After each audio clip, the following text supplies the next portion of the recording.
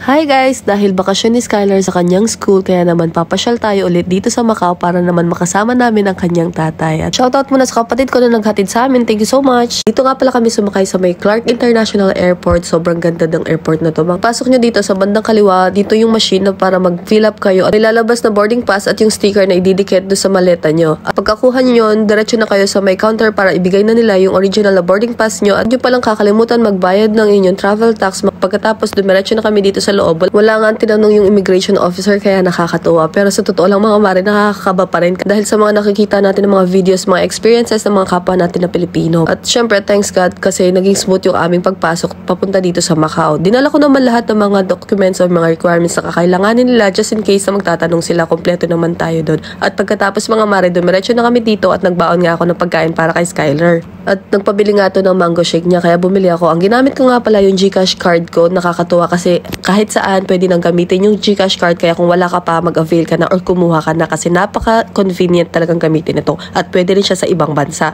Dito na nga pala kami sa may boarding gate. Nakakalungkot lang kasi na-delay ng 1 oras, pero ganun pa man, sobrang happy pa rin kasi 1 oras lang compare nung last na pagpunta namin dito sa Macau. Kung hindi ako magkakamali, parang nasa 1 araw yata kami na-delay sa airport. Doon lang kami nagtambay. At fast forward nga, nakatulog na nga tong anak ko dito sa biyahe at may nagustuhan siya na Lego or yung building blocks ng Cebu Pacific na eroplano, kaya naman binili ko. 380 pesos lang naman yun. Worth it na yun for the price kasi sobrang ganda din at hindi siya ganun kanipis. After 2 hours, finally dumating na tayo dito sa airport at si Papa Andrew medyo late siya ng konti kasi nakatulog siya dahil pagod na pagod daw siya sa kanyang work. But that's okay. At ayan nga, nagtago nga si Skylar. Sabi naman ni Papa Andrew, asa na si Skylar? Tapos ayun, surprise! Wala lang, ang cute lang. After 40 days, nagkasama ulit kami at kompleto na naman kami. For Christmas and New Year, magkakasama kami. Sobrang happy nito for sure. At syempre, wala nang sasaya kung buong pamilya. Merry Christmas and Happy New Year pala sa inyong lahat. Medyo late lang itong video nito, but that's it. Buyers!